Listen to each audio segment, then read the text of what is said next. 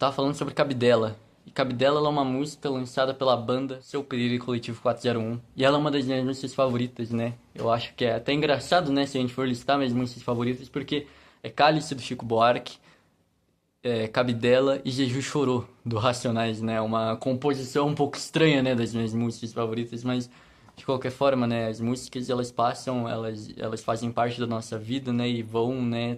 Criando significados e quanto mais elas conseguem te acompanhar, eu acho que mais especiais elas se tornam.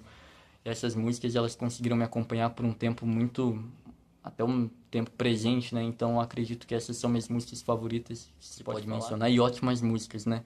E por que que eu tô falando de Cabidela? Porque eu tinha um amigo meu, ele tinha me apresentado um tempo pra trás diversas interpretações sobre a música Cotidiano do Chico Buarque. E eu não sabia que Chico Buarque, eu nunca tinha, eu ouvia Cotidiano, e eu nunca imaginei que era tão profundo quanto era.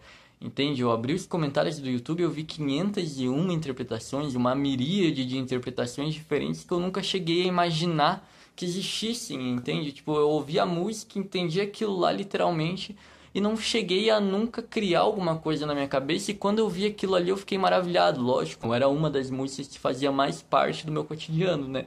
Mas não era uma música que eu ouvia com muita frequência, então eu nunca tive, né, esse apreço a, né, interpretar ela de uma maneira diferente da qual eu ouvia, então eu nunca tive essa intimidade com a música. Mas ver essas pessoas falando sobre essa música, ver essas pessoas debatendo sobre o que elas acreditavam que era, sobre essas múltiplas interpretações, me deixou um pouco feliz, entende? Me deixou esperançoso e eu queria vir aqui compartilhar uma música também, né? Compartilhar uma música que eu gosto, uma das minhas músicas favoritas, como eu mencionei, que é Cabidela, justamente. Ela tá no álbum de mesmo nome da banda, né? A banda e o álbum, elas compartilham o nome, que é Seu Pereira e Coletivo 401. E ela foi lançada em 2012. A música em si, ela é um pouco pesada, ela traz algumas referências um pouco pesadas dentro do verso, ela traz essa característica de falar um pouco sobre violência, falar um pouco não, falar explicitamente sobre violência, falar explicitamente sobre alguns problemas sociais. Então, para alguém que tem mais dificuldade em consumir esse tipo de música, que fala um pouco mais sobre isso, realmente não vai se encaixar, não vai se encontrar dentro da música, mas ela não é uma música que só joga violência, ela não é uma música que só fala sobre violência, ela é uma música que ela traz diversas referências literárias que vão complementar no entendimento e na composição da obra, entende? E me deixa, né, feliz saber que existem músicas assim, né, porque a gente vive num momento bem complicado, né? É lógico que a gente vai ter gêneros que vão, né, ter sua construção mais pautada em alguns problemas sociais, e a gente vai ter gêneros que não vão ter uma construção tão grande dentro de problemas sociais, justamente por serem gêneros mais populares, por serem gêneros que não têm essa necessidade, que não têm essa ambição, que não têm essa vontade, entende? Então a gente tem gêneros como funk, como o próprio funk, não todo funk, entende? O funk, uma parte do funk, a gente também tem uma parte das músicas populares, uma parte quase generalizada das músicas populares, né? Então é muito legal ver isso, uma música tão contemporânea, né? Essa música que escrita em 2002, ela é contemporânea até os dias atuais. Eu acho que isso é o mais mágico nela e o mais triste também, né? Só que, né, dá esperança pra você, né? De tipo, pô, tem realmente gente fazendo música sobre isso. E como é que a gente pode começar a falar sobre Cabidela? Cabidela, o nome da música, ela é um prato típico. Ela é um prato típico português que ela justamente é galinha. Ela é galinha, né? Você coloca a galinha na panela e cozinha ela com o próprio sangue dela, avinagrado. E tá aí, prato típico português. E mais tarde a gente vai falar sobre ele, mas basicamente cabidela significa isso. Vamos voltar um pouco aqui, né? Eu tava falando sobre o cotidiano do Chico e essa música ela também traz um cotidiano, mas um cotidiano muito diferente. E eu acho que aqui é bom a gente começar a destrinchar essa música, né?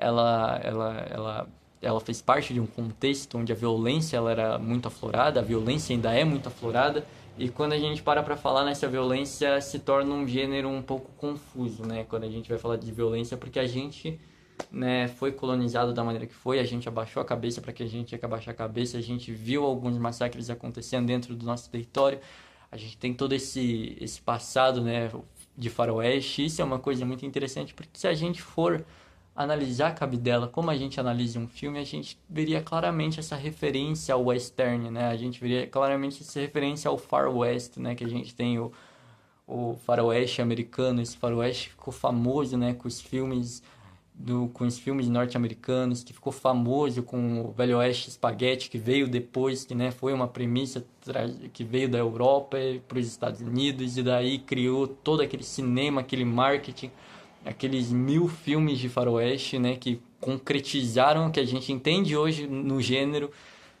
só que ele traz um faroeste diferente. Ele traz um faroeste brasileiro, né? Ele traz um faroeste, né, que não é usual, né? Ainda mais, e é estranho não ser usual, né?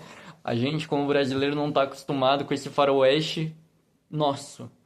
Porque esse período que marcou o faroeste dentro dos Estados Unidos foi justamente esse período de selvageria, esse período de foras da lei, esse período de militares, esse período de uma luta por uma terra, que é uma terra que tem, que em tese tem gente nessa terra, tem indígenas nessa terra, mas a gente precisa dessa terra, a gente está lutando por liberdade, a gente está lutando por tal coisa, mas tem foras da lei, cowboys, a gente tem pistoleiros, a gente tem justiça feita pelas próprias mãos, a gente tem toda essa violência, essa situação de desordem, essa situação de terra sem lei. E quando a gente trata esse faroeste, a gente está falando também não só de uma coisa criada e construída nos Estados Unidos, mas outros lugares passaram por situações parecidas.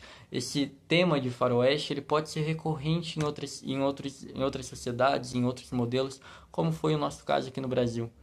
E também, né, a gente tem um modo de colonização qual a gente passou, a gente foi colonizado de uma maneira extrativista. O que acontecia aqui no Brasil não era importante, o que acontecia aqui nessa terra não era importante, porque na verdade o que a gente está fazendo é pegando o que está aqui e levando para outro lugar. O que é importante aqui é a gente conseguir tirar lucro, entende? A gente não teve essa situação de nessa situação, né, que é tão glamourizada, né, nos Estados Unidos, que é tão glamourizada pelos norte-americanos, que é aquela situação de estamos lutando pela nossa terra, estamos querendo liberdade, um lugar onde podemos adorar nossos deuses, adorar nossos demônios e fazer o que a gente quer, entende? A gente ter liberdade, né? Os Estados Unidos se construiu em cima dessa ideia de liberdade, né? Mas de qualquer forma, liberdade e igualdade, né? Mas a gente sabe que não é muito bem assim, né?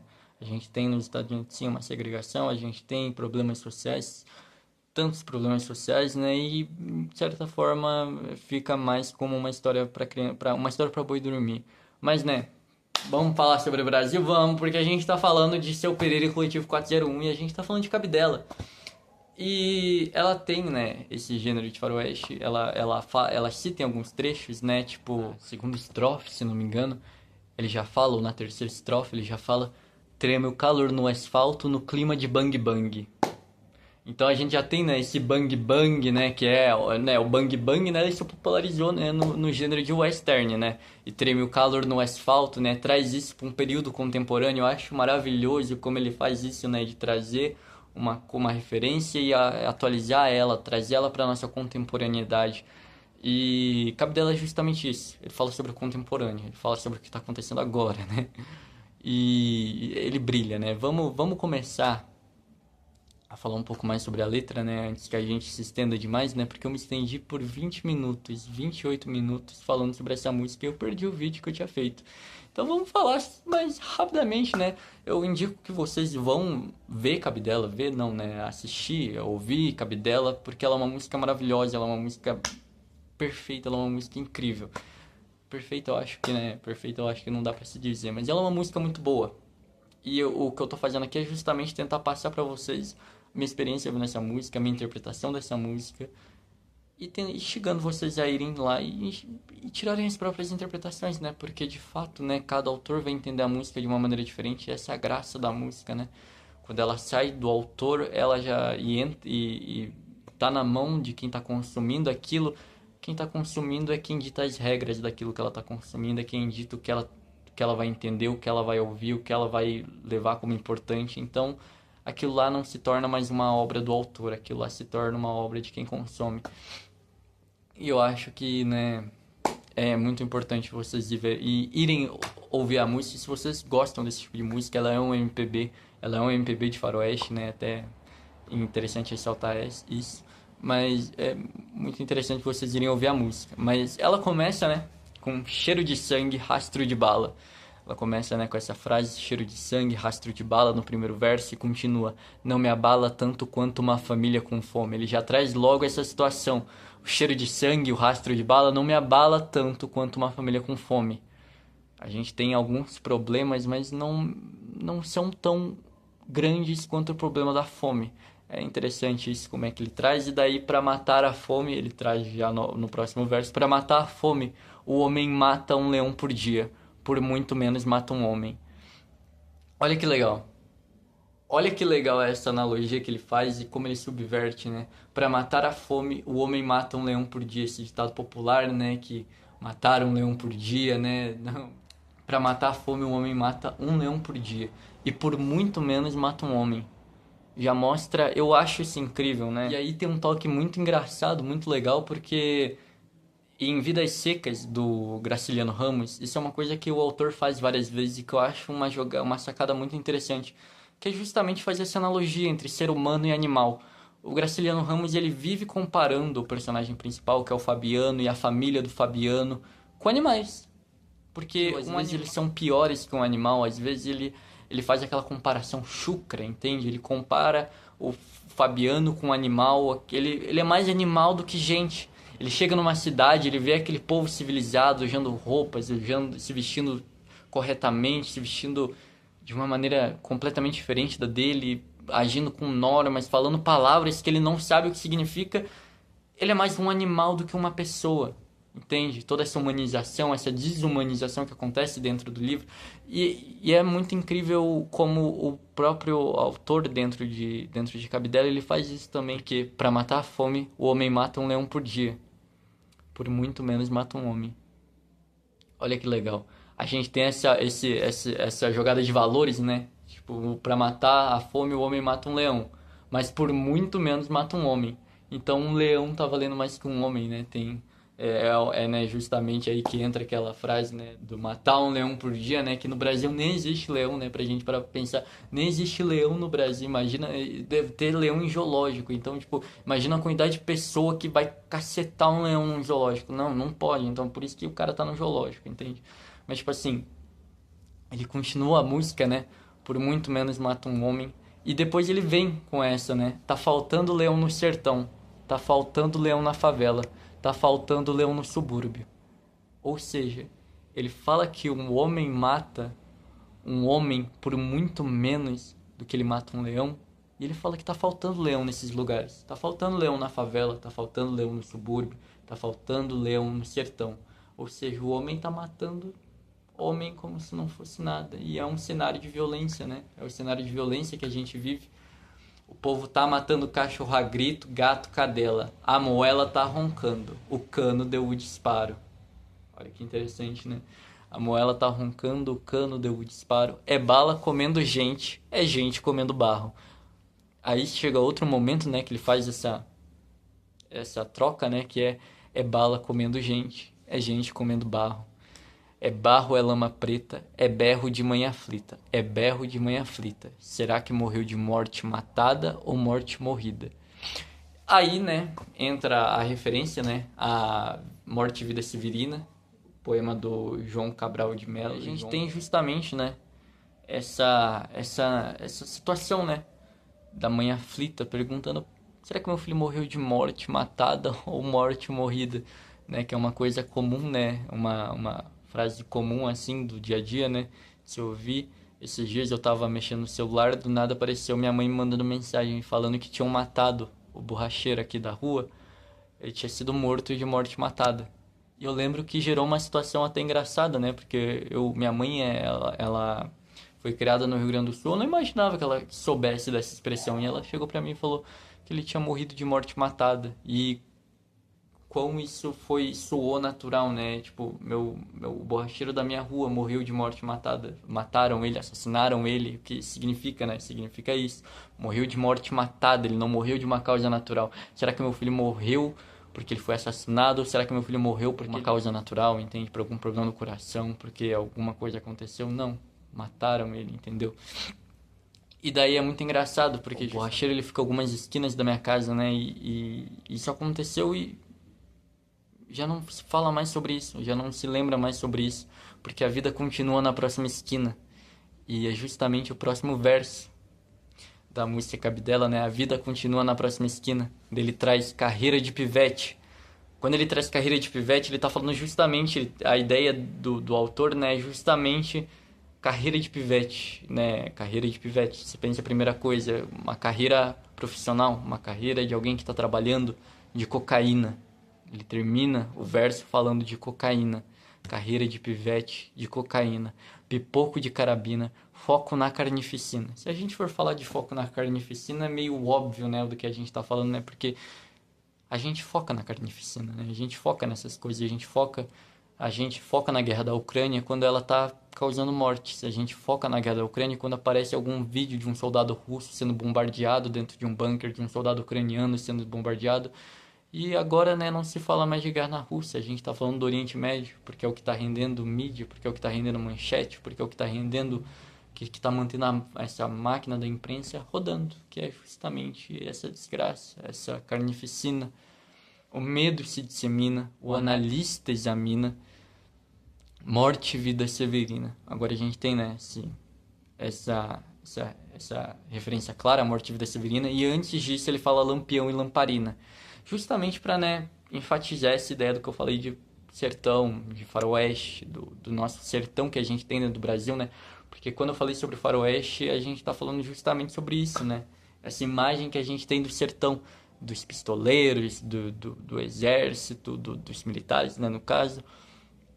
A gente tem essa imagem do fora da lei, a gente tem essa imagem do herói, a gente tem essa imagem de uma terra sem leis, essa imagem da justiça feita pelas próprias mãos e é disso que a gente tá falando. A gente tá falando sobre Lampião, Lamparina, a gente tá falando sobre o sertão, a gente tá falando sobre essa violência, a gente tá falando sobre esse faroeste contemporâneo que a gente vive nos dias atuais, em que um borracheiro morre na rua, um borracheiro é assassinado na rua. Eu não vou entrar em motivos, eu não vou entrar no porquê ele morreu, porque tipo assim, não faço ideia porque eu não fui atrás. Mas, tipo assim, eu não tô falando, eu não tô tomando partido em porra nenhuma. Eu tô só falando o que aconteceu. Entende? Tipo assim, se foi o que aconteceu, eu não faço ideia. Então, tipo assim, eu só tô citando o fato. Aconteceu, alguém morreu. E era uma pessoa que eu já tinha ido lá, eu já tinha conversado com ele, eu já tinha falado com o filho dele e ele morreu. Morreu. E tá aí, a vida continua na próxima esquina. A gente não precisa de uma explicação do porquê que ele morreu. A gente não precisa saber o que aconteceu. A gente sabe, ele morreu.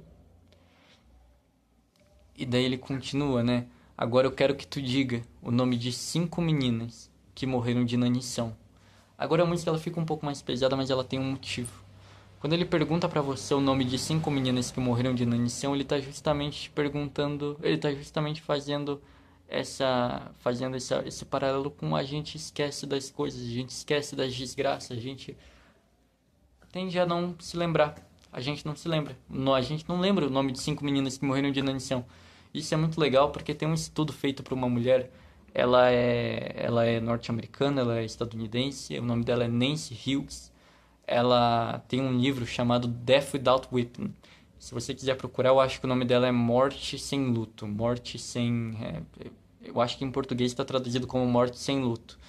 Mas Death Without Weeping, que é um livro dela, justamente ele se passa no Brasil. O cenário que ela estuda é o cenário brasileiro. Porque ela vem pra cá, ela vai pra Zona da Mata, justamente para conversar com famílias que tiveram vários filhos. Porque o que ela está querendo entender é essa morte sem luto, que dá nome ao título do livro. Porque no Brasil tem um fenômeno que acontece, não só no Brasil, mas em outros lugares, né? E é uma coisa até que é mencionada dentro da peça de Raymond Sebond, né? Apologia a Raymond Sebond, do Montaigne, eu acho que é do Montaigne, eu não posso estar errado. Mas ele fala justamente sobre ele ter perdido alguns filhos. E daí ele começa a falar, né? Eu perdi um filho, dois, três ou mais, eu não me lembro. E é interessantíssimo quando a gente para pra pensar nisso, porque como você não se lembra da quantidade de filhos que você perdeu, entende? É um filho. Como é que você não se lembra que você perdeu um filho? Como é que você não se lembra o nome dele? Como é que você não se lembra quantos você teve que morreram? E é muito interessante porque isso acontece até nos dias atuais. Olha como esse fenômeno ele é contemporâneo. No Brasil, a gente tem na Zona da Mata uma situação em que crianças que morrem até os 13 anos de idade, os pais tendem a não sofrer pelo luto. Olha que situação. É o nome do livro, né, da Nancy, que é justamente essa ausência do luto na morte de crianças muito novas. Porque se entende, dentro desse contexto, que ela não vingou. Que ela não que a morte dela foi um livramento, porque não um livramento no sentido exato da palavra, mas um livramento no sentido de que aquela criança ia sofrer se ela tivesse viva. Então, aquilo lá foi uma salvação. Tipo, aquilo lá foi bom pra ela, entende? Então, a família não sofre de luto. Se a criança morreu depois dos 13 anos, morreu com 6 anos de idade, morreu com 8, morreu com 10, tem um luto. Porque a família pensa, aquela criança tinha tudo pra dar certo, por que que ela morreu? Agora, antes disso, antes dos 13 anos de idade, as pessoas as pessoas nessas zonas mais problemáticas, com maiores problemas, né, com a ausência de algumas comodidades que a gente tem na modernidade, essas pessoas elas tendem a não sofrer, a não passar pelo luto, por causa dessa normalidade, dessa coisa comum que é. E o autor, ele justamente depois disso, ele fala: com a boca no bico do peito murcho cinzento. Com a boca no bico do peito murcho cinzento. Criança que morreu de inanição.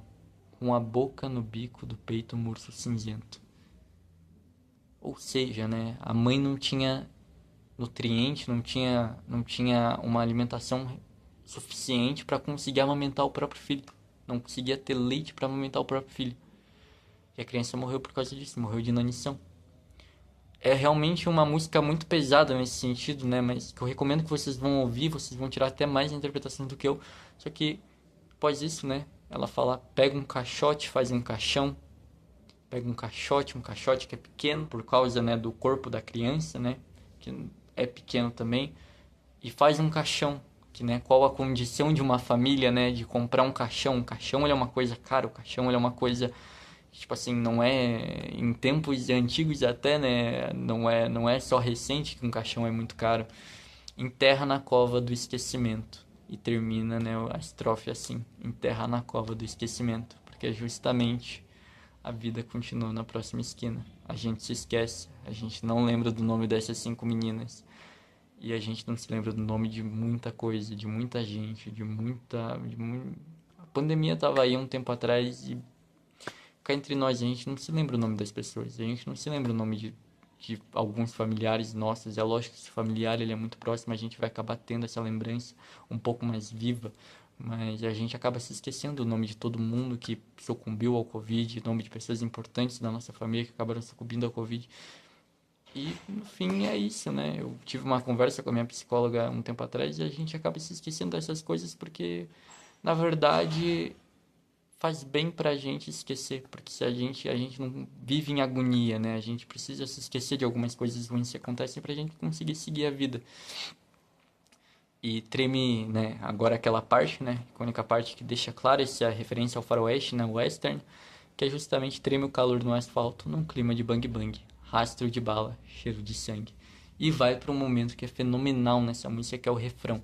Porque o refrão ele traz diversas anáforas. Diversas anáforas não, ele traz uma anáfora importantíssima, né, para a construção da música. O instrumental ele entra muito forte nessa hora, porque ele começa a tocar muito forte, ele faz você ter aquela expectativa. E ele começa, cheiro de sangue, cheiro de sangue, cheiro de sangue. Do churrasco mal passado de Zé. Cheiro de sangue, cheiro de sangue, cheiro de sangue. Do picado de Dona Teresa. Cheiro de sangue, cheiro de sangue, cheiro de sangue. Da galinha cabidela dela. Cheiro de sangue, cheiro de sangue, cheiro de sangue. Com vinagre cozinhando na panela. E daí a gente tem toda essa expectativa para o autor finalmente falar dessa violência explicitamente, dar cara aos bois, entende? Falar dessa violência, o cheiro de sangue que incomoda, falar disso. E ele fala de uma coisa cotidiana. Porque isso está incrustado no nosso cotidiano. Essa violência, ela tá no nosso cotidiano. Ela é uma violência que faz parte da nossa cultura. A gente foi colonizado de uma maneira extrativista. Diferente dos Estados Unidos, né, que eles vivem com aquele sonho, né, aquela ideia que eles pregam em qualquer lugar e eles vão falar disso, que é aquela ideia de liberdade, igualdade, que é uma ideia, né, meio que é para vender, né, aquele sonho americano, né, toda essa coisa de de um faz de conta, né? Mas que a gente sabe, né, que é irreal, que nos Estados Unidos essa ideia de igualdade é uma ideia que há muito já foi desmoralizada e é uma coisa até interessante de comentar, porque o professor Caligares, que é um professor, eu vi ele na Casa do Saber, ele é um professor italiano que ele veio para o Brasil, se não me engano. O professor Caligares, ele fala justamente, ele tem uma frase muito importante que é justamente o fascismo começa. Eu acho que essa frase se pá, não é atribuída a ele.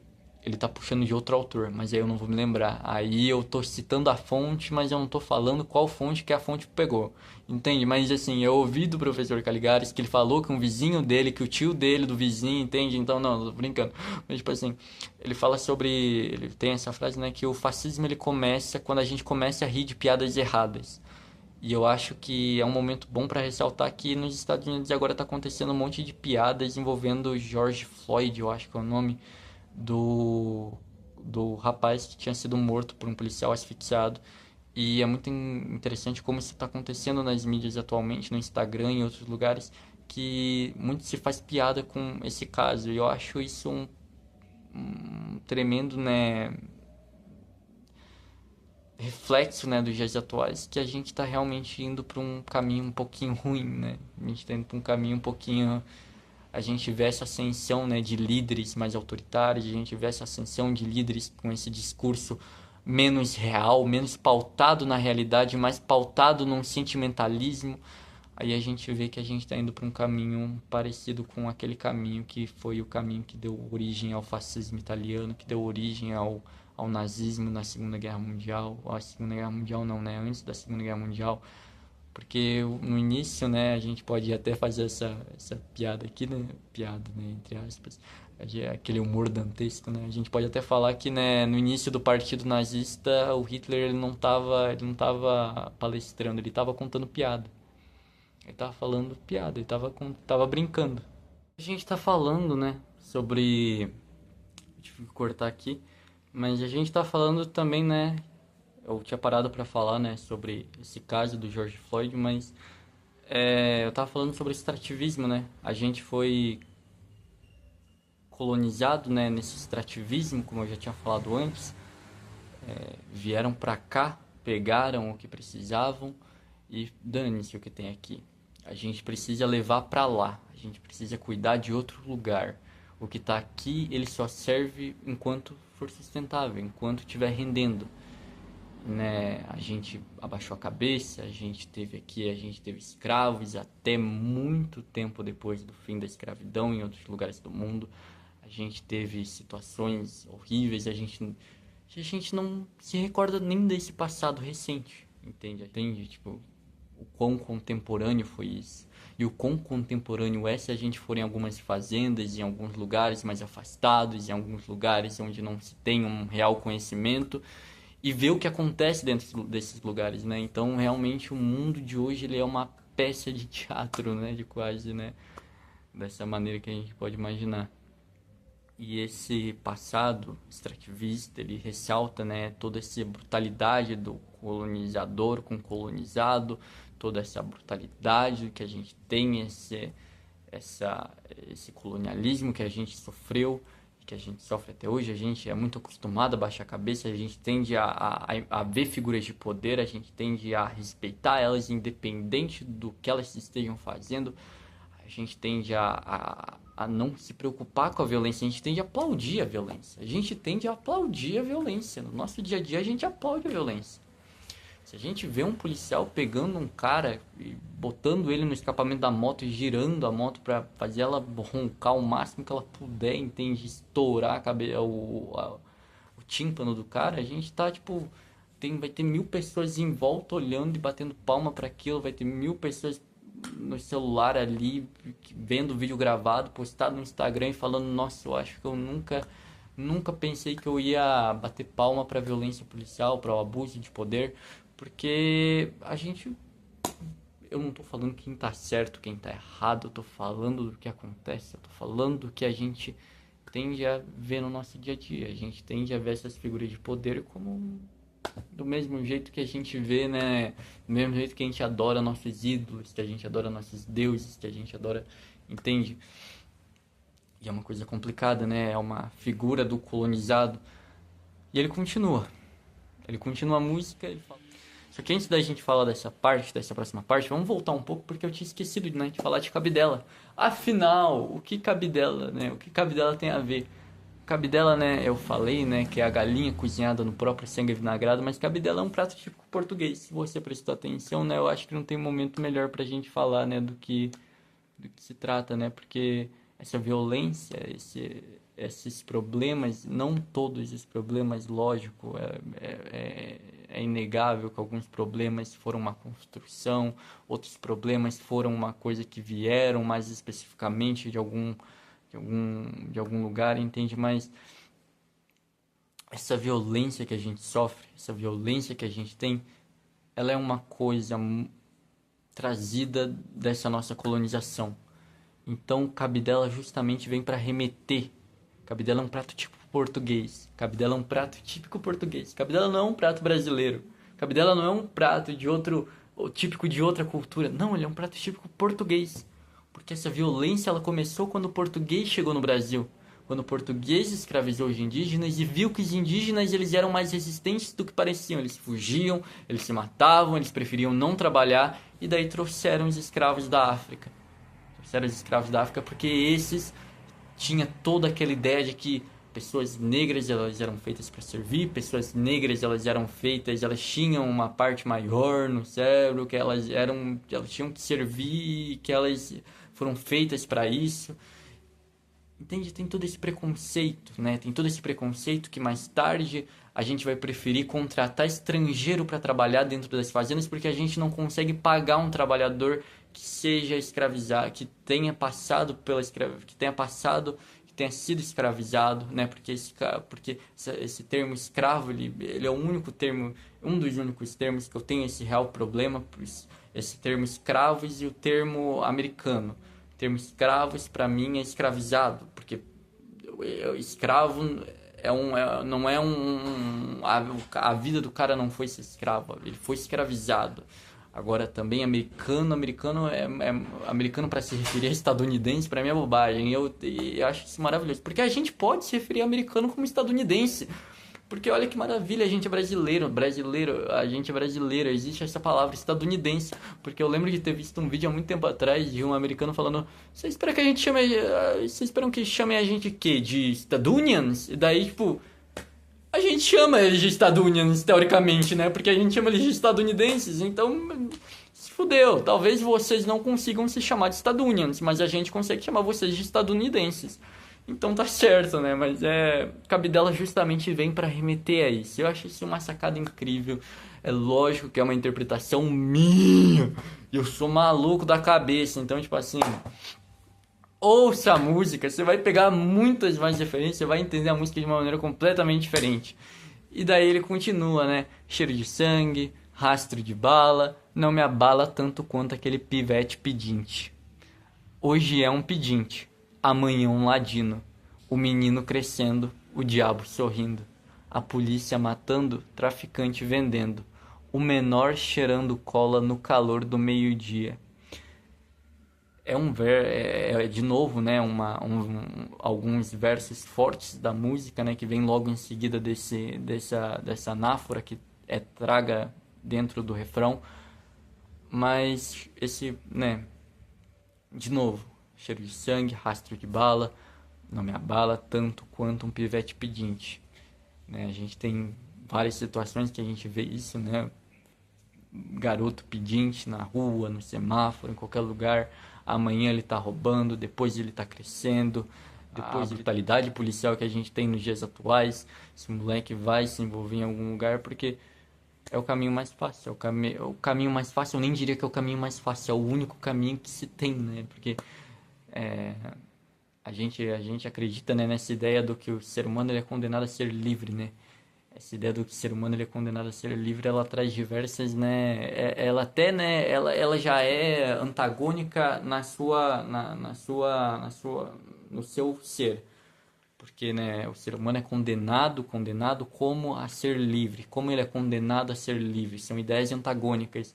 Mas por que que ele é condenado a ser livre, né? Justamente porque a gente não escolheu, o ser humano não criou a si mesmo.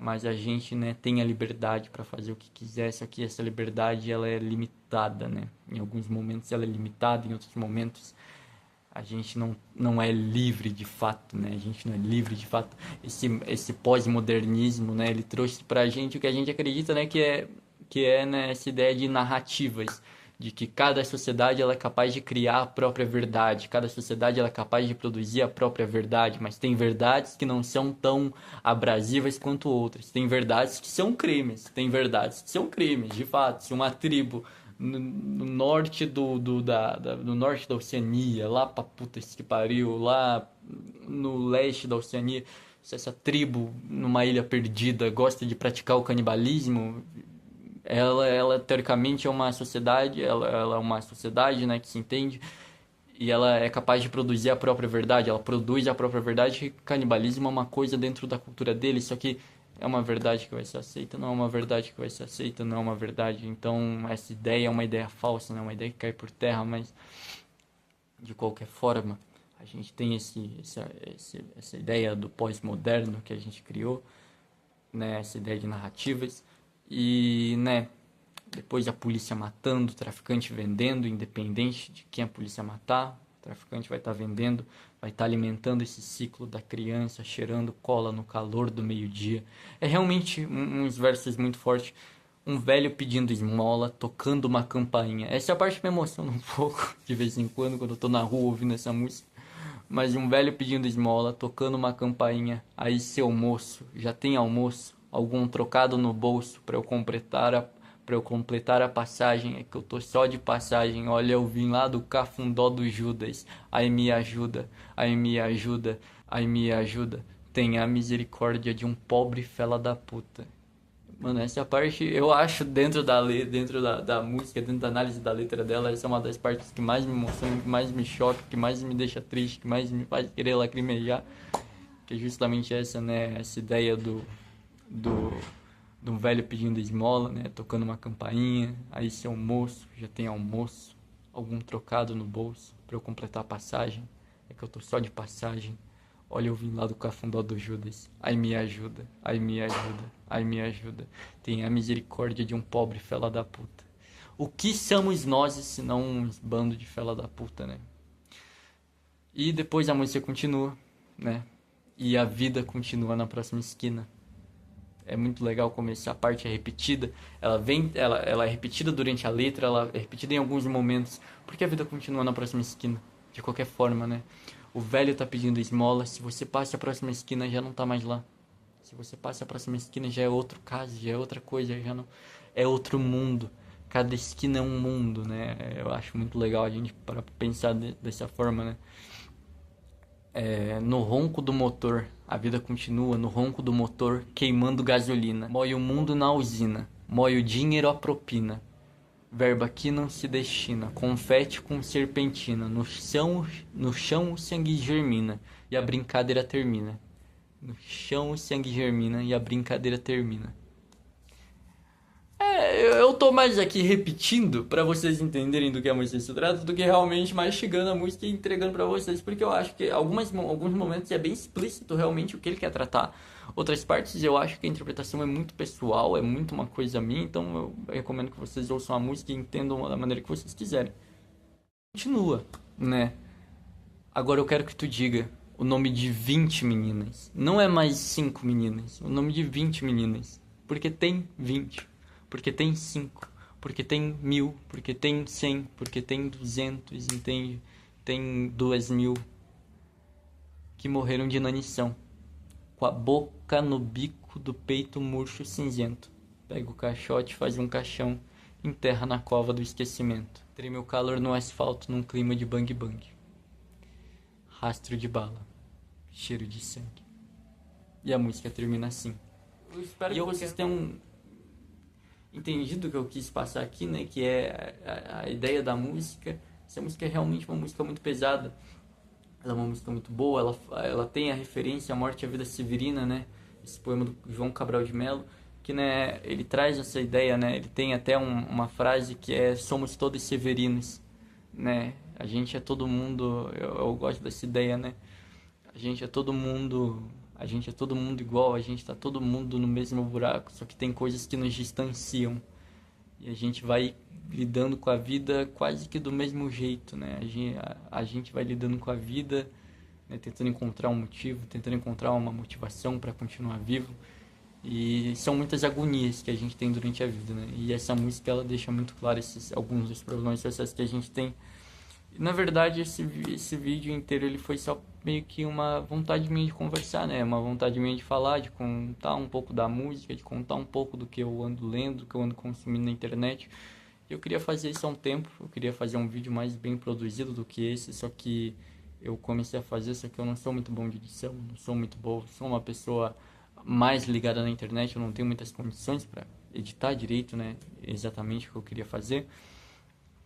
Então, é isso que se resume todo esse vídeo. Talvez tenha ficado um pouco longo, tive que fazer algumas pausas, gravar em outros momentos. Eu tinha feito um vídeo mais longo ainda, estava já com 28 minutos de duração e eu falando ainda, só que eu perdi o vídeo, infelizmente. E sabe, quando você fala a primeira vez, eu estava muito mais empolgado falando da primeira vez. Eu recuperei um pouco desse ânimo ao passar do tempo, mas realmente eu peço perdão se eu fiquei um pouco desanimado durante eu falando, porque eu já tinha falado. Então, tipo, eu me senti meio que repetindo, né? E é um pouco paia quando você tem que repetir alguma coisa, porque o que eu quis passar aqui foi uma conversa minha com quem tá ouvindo de uma música que eu gostei. E ouçam essa música, Cabidela é uma música muito boa. Ela tem no YouTube, tem uma versão dela que tem uma música chamada Acorrenta. No caso é um live show, se não me engano, um ao vivo que ele faz, que ele canta mais duas músicas antes de entrar com Cabidela, que é a música, se não me engano ele começa, não, duas músicas não, ele começa com uma música que chama Acorrenta, que é uma música que fala sobre dependência de droga na juventude, da perspectiva de uma mãe. E antes disso ele recita um poema, não sei se foi feito por ele, ou ele recita um poema, ele recita uma poesia que é basicamente sobre, sobre revolta, que envolve, né, Jesus, religião, que é muito bom também. Eu recomendo que vocês vejam esse, porque é realmente um trabalho muito bem feito. Essas músicas, elas se encaixam muito bem. Começa com essa música, começa com esse poema declamado, que é Revolta, depois vai pro Acorrenta e do Acorrenta entra direto no Cabidela. Eu acho que é fenomenal todo esse trabalho que teve. Essa música é uma música muito boa, uma música muito... Me deixa feliz conhecer músicas como essa, e são músicas que não caem na mão do grande público, né? Cabidela, ela ficou famosa porque ela fazia parte de um álbum que ficou famoso, né? E ficou famosa entre aspas, né? Mas ficou conhecida, parte do álbum que, se não me engano, também teve a música Eu Não Sou Boa Influência Pra Você. Na verdade, eu acho que não. Acho que foi no o álbum seguinte que veio essa música. Mas Cabidela, ela tem outras músicas tão, tão, tão reconhecidas quanto essa. E é realmente interessante. Ouçam Cabidela, ouçam Seu Pereira e Coletivo 401. Se não me engano, a banda, ela acabou. Ela tinha acabado, antes da pandemia, ela voltou para fazer uma live durante a pandemia, e, se não me engano, ela não tá mais nos dias atuais. Mas ouçam, a banda é boa, e se você tá procurando uma música, realmente, uma música de protesto, uma música de uma MPB que realmente tem uma letra um pouquinho mais destacável, ouça Cabidela, ouça outras músicas de Seu Pereira, porque muita gente fica presa ao passado, muita gente quer analisar Cálice, muita gente quer analisar Cotidiano, muita gente... E não tá errado, não tô reclamando disso. Eu tô falando, tem outras músicas tão boas quanto, que se você procurar você encontra. Porque realmente é difícil encontrar essas músicas. Não é tipo, se você procurar você encontra. Às vezes não é tão fácil, entende? Tipo, são músicas que requerem realmente uma sorte para você achar, e são músicas que são muito boas. Eu quero que fique a recomendação e que vocês tenham um carinho por essa recomendação e que ouçam, né? Provavelmente. E é isso, muito obrigado por quem assistiu isso daqui. Eu não sei se eu tinha mais coisa para falar, provavelmente eu tinha, só que eu acabei esquecendo. Algumas partes também podem ter ficado corridas, e outras partes eu posso ter falado, eu já falei isso. Eu, na verdade, não falei, porque eu esqueci que eu não falei, porque não era o primeiro vídeo. Muito obrigado por quem tá vendo isso daí de verdade. Um beijo e um belíssimo ano novo e um belíssimo Natal, né? Espero que tenha sido um bom Natal para vocês todos. Boa noite.